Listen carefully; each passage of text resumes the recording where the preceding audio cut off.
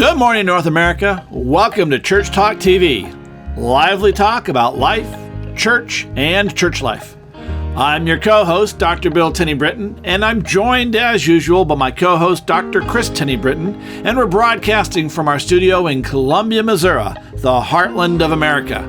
Say good morning, Kris. Well, good morning, and welcome to Church Talk TV. Kris and Bill Tenney-Britton here today to talk about, we're going to talk about today to begin with, because today is Wednesday, which is a special Wednesday. It is Ash Wednesday. Have you been ashed yet? Anyway. I know we haven't. We got to go take care of it. Yeah, well, we can do that later. Yeah. Anyway, later on today. Yeah. In any event, Ash Wednesday is the gateway to Easter, if Countdown begins, That's or right. count up, if you will. Whichever way. You count down to Christmas, so I like counting up to... Gotcha. Yeah, or works maybe for me. it's the other way around. I don't know. Whatever, yeah. We start towards Easter. Yeah, we start towards Easter. There's about 47-ish days. I know we always say 40 days, but 40 days you plus don't fast Sundays. on those Sundays, 7 days. That's the wonderful thing about what I like about Lent is you get Sundays off. So, you give up chocolate Monday through Saturday. It's cheating. It's cheating. Hey, it's only 40 days of Lent. Cheating. Okay. Anyway. Cheater. It is what it is. Here's the deal, folks, is that Easter is coming, and so we're going to talk today about solving the three dilemmas of Easter, or three dilemmas of Easter, which is all wrapped up in really solving one dilemma. I think and so. that is, as we were talking earlier, a millennial age-old problem. Millennials. How do you get, not the millennials. I know. I was like, okay, wait, that's not them working. Too. Yeah. But how do you get your CEO group, your Christian Easter-only group, in this case we're talking Easter-only group. Easter-only. Or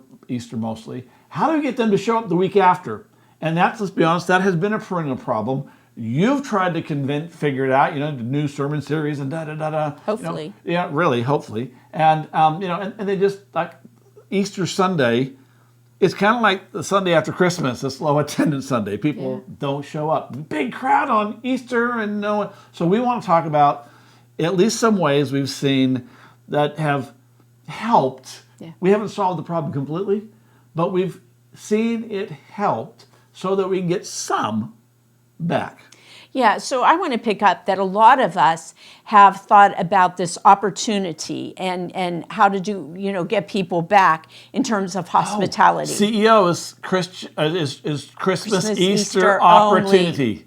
Ooh, okay. Opportunity. Christmas Easter opportunity. There we are. So there we are. That's what we're talking about today. Not just Christmas Easter only. We're talking about the Christmas Easter opportunity. There we are. Woo-hoo. I had someone say about me one time, they were complaining, a former staff person many years ago, who said I was an opportunist, as though that was a bad thing. And I was like, they said that, really? Okay. And they thought that was bad. Okay. Yeah. So anyways, They don't know how to take advantage of the opportunities that present themselves. Right. Okay. So this is an opportunity, and in a big opportunity, to be real. I mean, hopefully, if you've been watching us for any amount of time, hopefully you've been working with inviting, with hospitality, with follow-up, but we also know that that's not happening in the majority of places. I'm not talking about y'all, mind you, but it's not happening because we're seeing people come for Easter or Christmas, and then it just falls flat, they don't right? Show up again. Like with Christmas, people take off the week after,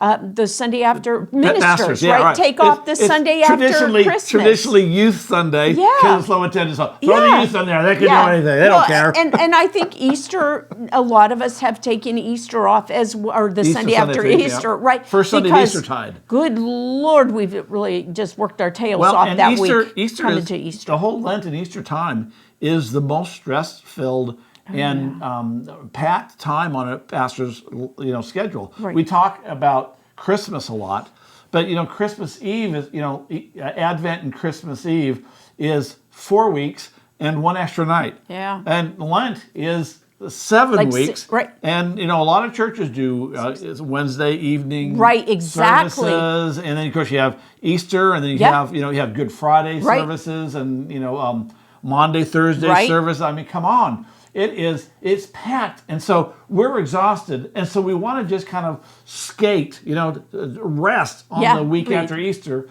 And I don't know if that's the reason or a reason, but it certainly is a mitigating factor. Right. Yeah. Exactly. I have to giggle, sorta. Our son-in-law the other day made the comment that when you use the word "but," it negates or not negates. He said when you use the word "but," none of what's before it matters, right? It negates everything you just said. And so, I hear, we had this huge Sunday, Easter was so big, but, and it's like, well, I like to say when you use the word but, you're making a big but out of yourself, or you risk that. Anyways, this is all a total diversion and digression. Not us, we don't Diverting digress. digression. So let's jump into talk about three Easter dilemmas. And the first Easter dilemma is, guess who's coming to Easter? Probably not who you think it is, unless or of course. Want. What? Or want. Well, maybe this is who you want. Yeah. Well. Okay. Yeah. Right. But all right, the bottom line is that a lot of pastors, a lot of churches do make a lot of preparations for a crowd that is going to happen. But the people who show up in that crowd are very often not the people you think are going to show up for that crowd. There's a lot of emphasis on the salvation sermon on Easter Sunday. There's a lot of emphasis on, hey, it's going to be a huge crowd. We have all these visitors, and so they haven't heard the gospel and all that. And that, by and large, is not the case. Most of the people who are guess who's coming to Easter, most of the people who have come to Easter have heard this same sermon forever and ever.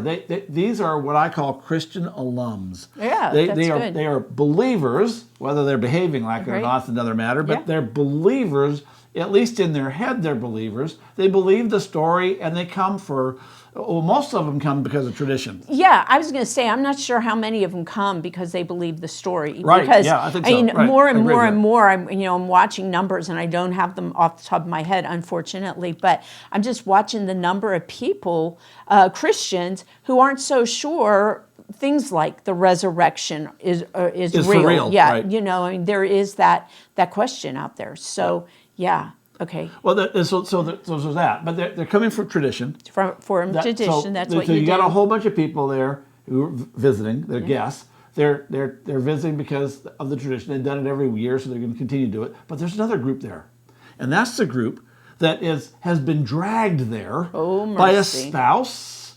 sometimes by a friend, not as much, or a parent, or a grandparent. Dragged into or guilted. That's right. Yeah, that's right. Dragged or guilted into coming, and I expect you to be there, whatever, or I need you to do me a favor, honey. Yes, we need to go. Could you just whatever. for your mom, for your grandma. And so you have three basic groups in your sanctuary, your worship center. You got the faithful who come most Sundays anyway. Yep. You got the people who are there who are faithful once or twice a year, okay? I mean, they're faithful. They're there every Easter Sunday, and you got those who are there under duress. They're there, and that's your crowd that you're preaching to. Yeah. You're not preaching to a crowd that's never heard the gospel. You're not preaching to a crowd that has never heard those songs. By and large, yes, you do get. We were talking about this. Oh, yeah. You do occasionally get first-time visitors who may be from outside the faith. And as you pointed out, one of the reasons why that is because it's easier to invite someone to Easter than it is to invite them 6 weeks later onto whatever Sunday that is. And things like Easter egg hunts, those you want your kids to get Easter eggs. And some churches do that on Sunday. Right. Well, yeah, exactly. Or they may have done it on Saturday, and they've done a really great job of inviting. So occasionally, but that's a real minority to the group.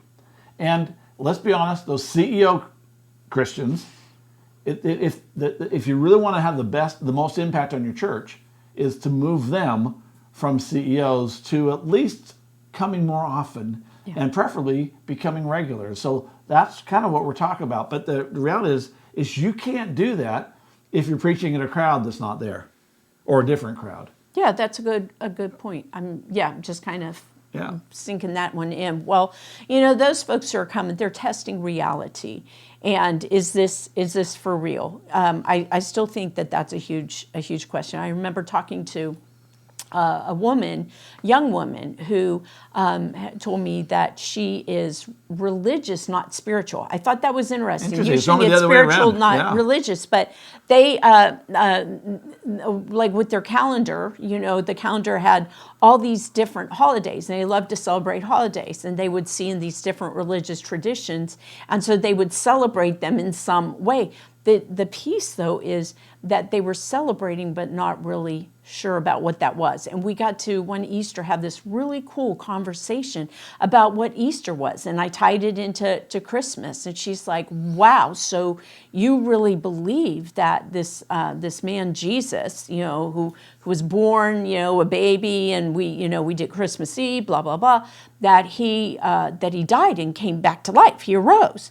And I'm like, yeah. That's kind of the point, that's, at least for us. Do it, but is it? Right. I mean, for us, but for how many people, right? You just said it. People come because, under duress, because that's what you do, or whatever. But they are testing a reality there. Some are. The majority of Americans, studies continue to show, the majority of Americans accept the story. The story. But including the resurrection.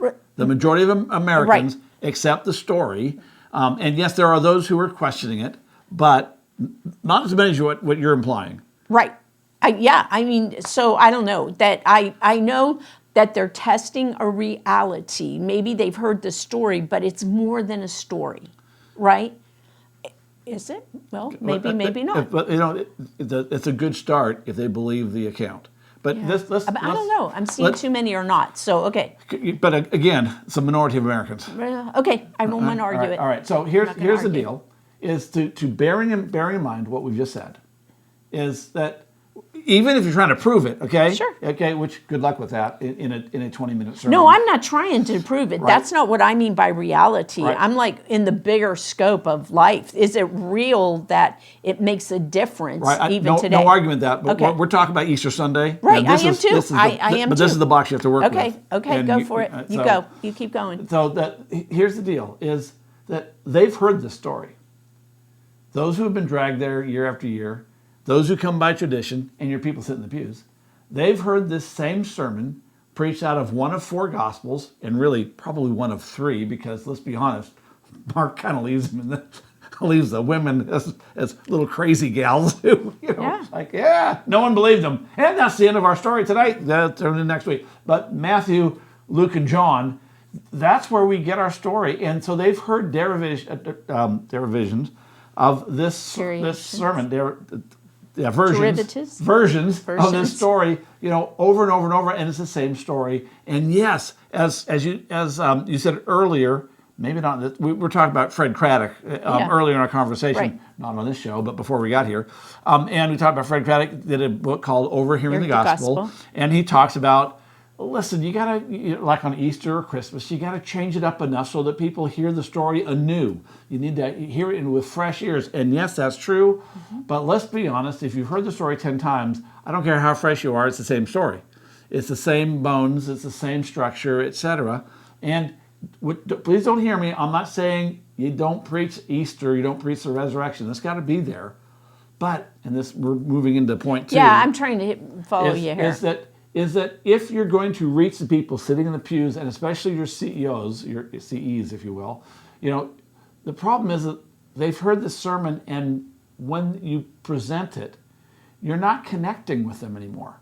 They've been inoculated against it. They go with that wah, wah, wah, wah, wah, wah, wah, wah. Yeah, here we go. Am I here? That's right. I heard, did I hear this last year and the year before? Yeah. The year before? So the solution, at least part of the solution, and I want to cite a study done in 2023 by Lifeway. Lifeway Research did a study and talked to first-time visitors. Well, actually, they were second-time visitors who returned. And it was a pretty significant study. They talked to all different denominations and different sized churches. And they tallied up what is the primary reason why a first-time visitor comes back. And surprisingly, it wasn't because of the great music. Right. It wasn't because of the great welcome, although bad hospitality will send people fleeing. They won't come back. But it wasn't because of that. It wasn't because they had good coffee. The number one reason that they returned was because they heard a biblical sermon that was life relevant. It somehow spoke to their real life. Okay, so I want to just be real clear here, okay? Because particularly those of us that are in mainline tradition, we hear a biblical sermon, right? And so we go and we look at everything and then some. We do our Greek morphology and all these different resources, right? And then we're able now to communicate like why this is real, or teach whatever that is. And we spend so much time on that. What they want is just what you're saying. Again, I want to be they are CE Christians, right, okay? Because I think every time I hear you say CEO, I get like, right, okay, yeah. Oh, yeah, I want to make sure we're clear about that. Our You're Christian Easter only, our EOs. Right. Yeah, EOs. EIOs, sorry. Okay, so our EOs, that some of them are going to be like, oh, yeah, wow. But in the end, it is, so what, right? So when we're talking about the biblical story, right, or the biblical account, tell the story. Tell it, bring it in, and don't try to convince. I'm getting ready to teach Intro to New Testament for the certificate of the Center for Ministry and Lay Training with Phillips. It's going to be a great class, Phillips Seminary. Anyways, Intro to New Testament, and with my objectives, some of those are, we're going to touch on commentaries. We're going to see all of that, but I want it to be real. I want it to be real for you and for others. And in the discussion boards, what I'm telling them is this isn't the place to convince people. You're not up here to try to convince them that it's real, and you're not here. You're not up there that Easter Sunday morning to try to convince them to think this way or another. Don't be an apologist. Yeah, to use a fancy word. Tell the story and bring it home. Why it matters. You're going to use. Now I am moving into our second point about sermons, that you've got to help them make it. I know. Okay, I'm just making sure that. But we need to help them connect it to their life. Right. Well, and I'm going to go one step beyond where you've gone. Go on. And I'm going to say, you mentioned the story, you mentioned the resurrection, but if you really want to touch the CEO crowd, what you have to do is you have to start with what are the issues they're actually wrestling with in their real life. Right. Because let's be honest, the relevance of a resurrection is pretty tenuous in your real life. Okay, we can resurrect a marriage, maybe we can resurrect whatever, something like that. Sure. But that's not the same as resurrecting a dead guy. That's a completely different thing. And yes, you could draw the metaphor and the analogies, and we've done that over and over. And how's that working for us, folks? Yeah. If we start with what they're actually wrestling with, and that, of course, that implies that you know who these people are. And I don't mean you dig down and you call them up and, the people are CEOs or Easter-only people, EOs. The bottom line, I'm talking about understand the demographic of people who are showing up. Your avatar. I mean, who's your avatar? Let's not even make it general. Let's be really clear about that. It's your avatar. And I want to add to that. I mean, Easter is like we're trying to reach all these people. Let's do this. Well, how about you just try to reach your avatar? And you may have fewer people if you're really honing in on your avatar than you might if you're trying to reach everybody. But the real key of what we're talking about, wait a minute, the real key of what we're talking about is getting them to come back the next week because they had an experience. Back. Right, you're not going to get everyone back. Right. That's just the reality. And so, but you'll get more back with your avatar if you reach your avatar. Right. Not y'all comes Easter Sunday. Right. Because we want all to come because they're going to come anyway. We're going to take advantage of that. We'll take advantage of that, and great, and we hope that they have a wonderful time. But the ones that hit our avatar, if we know what their issues are, we know what they're wrestling with, and then we start there. Every Sunday solves a problem. What solvable problem in helping people becoming and experiencing the full and abundant life? What is it that they're wrestling with? Is it money problems, marriage problems, kid problems, loneliness problems, whatever that is? Now you create a sermon, and hopefully a sermon series, so they come back for part two. Yes, get them back. Right, but we often start sermons that are, and because we've tried this, starting our series, but the series has it aimed at our avatar, and there's no better time to start a new series than on Easter Sunday, where we introduce, we solve a portion of their problems, and we continue that over the next 2 or 3 weeks, and we'll continue to talk about how to make your marriage work, or your kids behave, or whatever it is you're dealing with. But you wrap it within the Easter story. Okay, again, it's not about necessarily resurrecting their problem or whatever, but you can't avoid the Easter. If you avoid the Easter story, someone's going to hang you. But that doesn't mean that it has to be the primary focus. The focus should be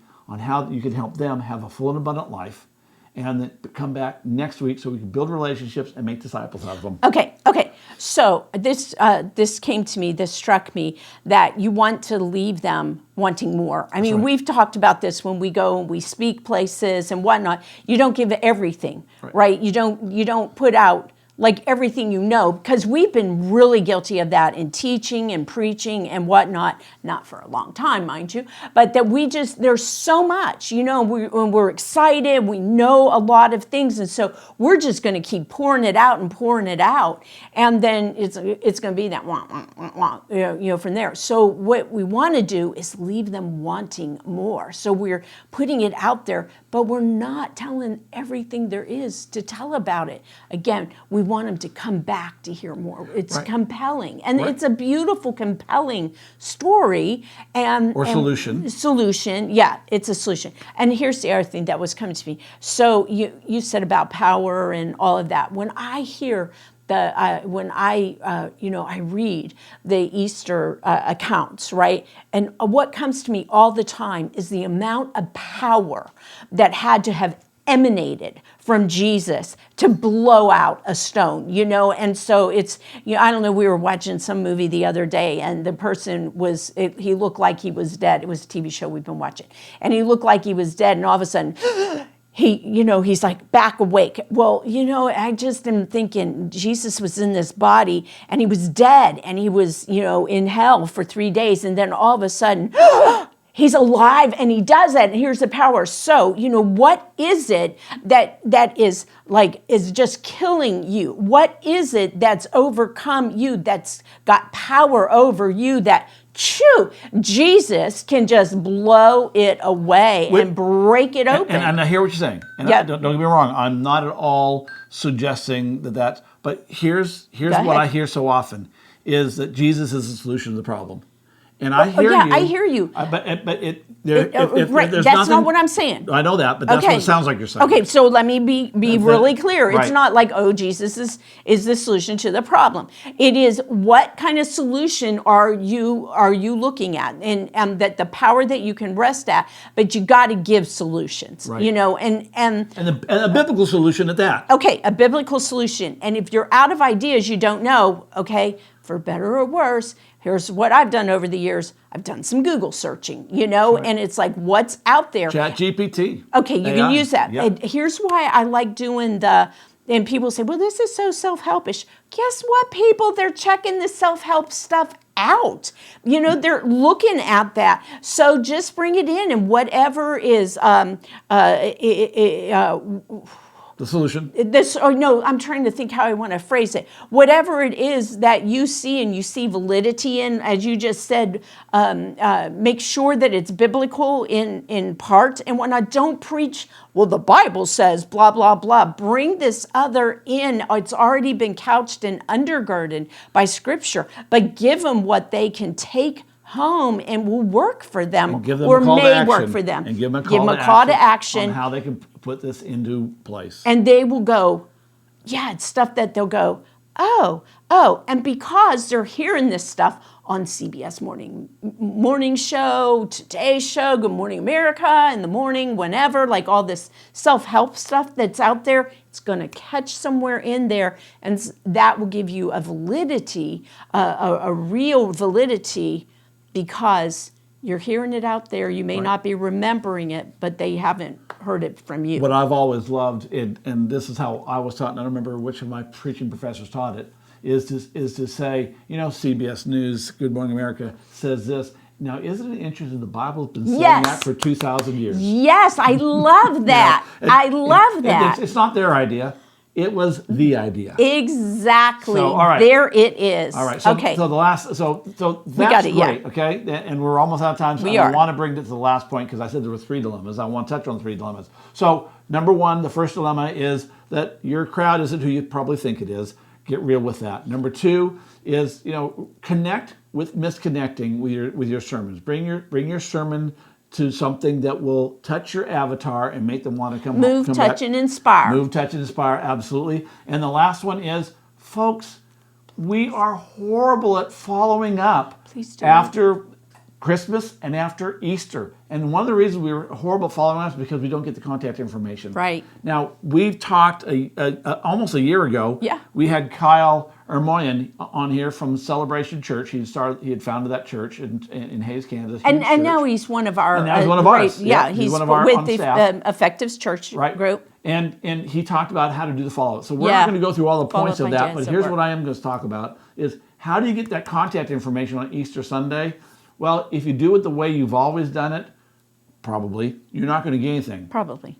Because on Easter Sunday, we have our liturgy, we have our songs, we have our choir singing and all that. And so often, we don't take the time to say, all right, pull out your connection cards, this is how you get connection cards filled out. Do we have sample connection cards up here we can put out? I can put one up great. on there. All right, so there'll be one in the description. So you pull out this connection card, and on one side is the connection card information, the other side is a prayer request, and you get everyone to pull it out. You stop the service. You make a big deal just before offering if you're passing a plate, and if not, you find a time in which to do it, and you say, "Listen, this is important. Those of you who are first-time visitors." And you can do a bribe. Hey, Sure. if you fill this out, and you're a first-time visitor, Yes. we will, or a first-time visitor, or you're I only come here once a year. Right. We will give $5 to the food pantry in your honor. So you can do that, or we have one of my Growing Church Network guys, one of my catalysts named Doug, is in a very small town, and they do a door prize. And everyone who fills out a connection card goes to the drawing for their door prize. And they do a monthly door prize, but you could certainly do one on Easter Sunday. And here's the great thing: you say a really nice big, beautiful Easter Wouldn't that be basket, awesome? but not with Easter stuff in it, but stuff that you with can use, springy stuff. spring stuff and whatnot. And say, you need to fill this out because we're going to draw after worship, after our services, and we will deliver it on Easter Monday. So they have to give you the contact information. They have to give you a phone number, an email, and their home address so you can drop it off in case they win. And so you get the contact information, and then once you have that contact information, folks, then follow up, and that's where you go look at the stuff that Kyle taught with us last year. Right. But get the contact information. This is the high attendance Sunday of the year in general. Easter is normally the highest attendance of the whole year, and we so often don't get contact information. Don't make that mistake this year. Get the contact information so you can follow up, and then follow up inviting them to part 2 of what you launched this Easter Sunday. Right, exactly. And you can, I love this question that your coach asks all the time. If this has served you, has this served you, right? And to be able to say, something like, I really, I hope, and I've been praying that in some way this message has served you, and I hope you'll come back because we've got more to give. I want a preview. Give a preview, just like we don't do that enough, right? Right. Next week we're going to talk about this. What are we talking about next week? What are we talking about next week? I have no idea. Oh, we're going to have to get better. Whatever we talk about this week, That's right? That's right. Whatever we talk about with one another or with someone else. So we'll be talking about that next week. So hey, we're out of time. Out of time, big time. Hey, happy. May your Lent be miserable? Lovely. Oh, okay. May your Lent be reflective. Oh, wait. I'll leave it at that. May your Lent lend itself to drawing closer to our Lord and Savior. As we prepare ourselves for Easter. Hey, it's good to see you. Thanks for joining us. We'll see you next week. Yeah, have a great week. Bye-bye.